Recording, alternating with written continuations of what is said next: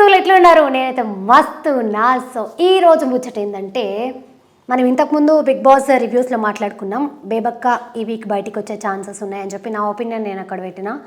అంటే మాకు ముందే మీడియా కదా, మీకు ముందే ఇన్ఫర్మేషన్ వస్తుంది, అట్లా ఏం లేదు, మాకు ఏ ఇన్ఫర్మేషన్ రాలేదు. సో నేను అనుకున్నట్టుగానే బేబక్క బయటికి వచ్చేసింది. బట్ పాపం బేబక్క ఎలిమినేషన్ మీద బయట రకరకాల కమెంట్స్ అయితే వినిపిస్తున్నాయి. అదేంటంటే ఇది అసలు అన్ఫేర్ ఎలిమినేషను, బేబక్క ప్లేస్లో ఇంకొకరు ఎవరో బయటికి రావాల్సింది, బేబక్క బయటికి వచ్చింది అనే కమెంట్స్ అయితే బయట వినబడుతున్నాయి అన్నమాట.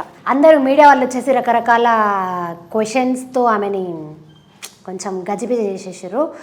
సో ఆమె చెప్తుంది ఏంటంటే కనుక, మీరు ఎందుకు బయటికి వచ్చేసారు అనుకుంటున్నారు అని ఆమెని డైరెక్ట్గా ఒక క్వశ్చన్ అడిగితే, ఫస్ట్ ఆఫ్ ఆల్ నాకు స్కోప్ దొరకలేదు నాకు గేమ్ చూపించడానికి, నాకు కిచెన్లోనే సరిపోయింది అని అంటే ఒక యాంకర్ క్వశ్చన్ అడిగారు. అంటే ఈ వీక్ అంటే ఈ బిగ్ బాస్ 8లో అనే కాదు, ప్రతి సీజన్లో కూడా కిచెన్లో ఎవరైతే ఉంటారో వాళ్ళు ఫస్ట్ వీక్లో బయటికి వచ్చేస్తారు అని చెప్పి ఒక యాంకర్ ఒక క్వశ్చన్ అడిగితే, అసలు నాకు ఆ కిచెన్ జోలికి వెళ్తే బయటికి వచ్చేస్తాను తెలిస్తే నేను అసలు కిచెన్ జోలికే వెళ్ళేదాన్ని కాదు, అసలు ఈ వంట ప్రోగ్రామే నేను పెట్టుకునేదాన్ని కాదు అని చెప్పి బేబక్క చెప్పడం జరిగిందనమాట.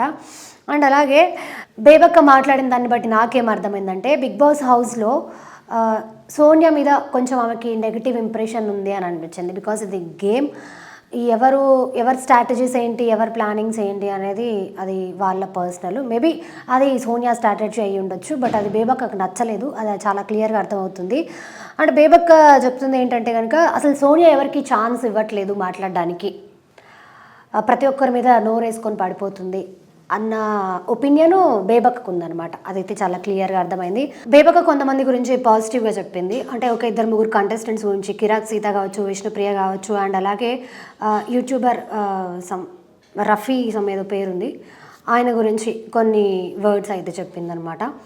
అండ్ అట్లాగే ఇంకా ఆమె పర్సనల్ అంటే ఇప్పుడు ఫస్ట్ వీకే బయటికి వచ్చింది కాబట్టి బిగ్ బాస్ గురించి అడగడానికి పెద్దగా క్వశ్చన్స్ కూడా ఏమీ ఉండవు. ఎందుకంటే 1 వీకే కదా గేమ్ అవుతుంది, ఎవరి గేమ్ ఏంటి, ఎవరి స్ట్రాటజీ ఏంటి అనేది కొంచెం తెలియడానికి, కొంచెము జనాలకు కూడా కొంచెం క్లారిటీ రావడానికి కొంచెం టైం పడుతుంది. కాబట్టి ఇంకా ఆమెను అడగడానికి కూడా పెద్ద క్వశ్చన్స్ ఏం లేవు. అలాగే ఆమె పర్సనల్ లైఫ్ గురించి తీసుకుంటే కనుక, ఇంకా అందరు పర్సనల్ లైఫ్ గురించి అడిగారు. అంటే మీకు పెళ్ళయిందా లేదా, ఇంకా ఏంటి, ఇలాంటివి అడిగారు.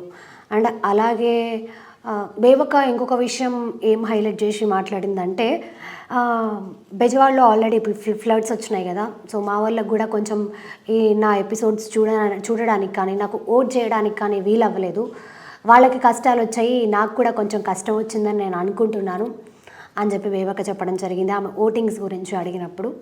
సో అదన్నమాట మ్యాటరు. ఇంకా మీరు బేబక్క ఎలిమినేషన్ గురించి ఏమనుకుంటున్నారు ఏంటి అనేది మాకు కింద కమెంట్స్లో పెట్టండి. మేము ఖచ్చితంగా కమెంట్స్ చదువుతాం, వాటికి రిప్లై ఇవ్వడానికి ట్రై చేస్తాం. అది దోస్తులు ఈరోజు. సో ఇంకా బిగ్ బాస్ ఎట్లుండబోతుంది ఏంది, మీరేం ఎక్స్పెక్ట్ చేస్తారో కూడా జర మాకు కింద కమెంట్లలో పెట్టరు. బాయ్.